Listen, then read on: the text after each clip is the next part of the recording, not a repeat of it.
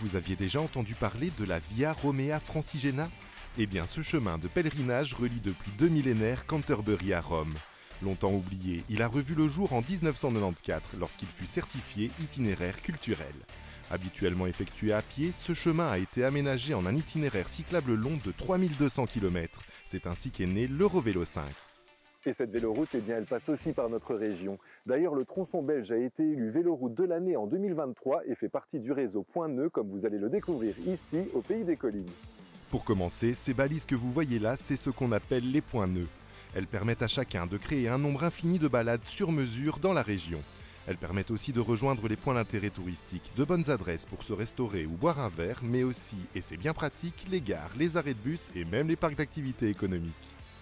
Les points nœuds, c'est un réseau qui reprend les routes les plus agréables et les plus sécurisées à vélo. Donc chaque intersection est numérotée. Ça, c'est les petits panneaux blancs et verts qu'on peut voir le long des routes. Et sur base de ces numéros, on crée son parcours à la carte, selon son point de départ, ses envies, la distance souhaitée. Et puis, si jamais on n'a pas de contraintes particulières, on peut juste se rendre sur visitewapi.be et là, il y a plein de suggestions de balades à vélo. Mettre en place un tel réseau nécessite aussi plusieurs aménagements au fil du temps. Par exemple, à Elzel, le pont Beaufort a tout simplement été percé pour permettre le passage des usagers du Ravel sans dénaturer le paysage. Au fait, saviez-vous que le réseau Point Nœud de la Wallonie-Picarde est le premier du genre à avoir été aménagé en Wallonie? Notre région offre pas moins de 1600 km d'itinéraire. En Europe, le tourisme à vélo connaît un essor exceptionnel. Connectés au Ravel et au réseau transfrontalier, les parcours tiennent compte de la localisation des attractions touristiques et de la beauté des paysages.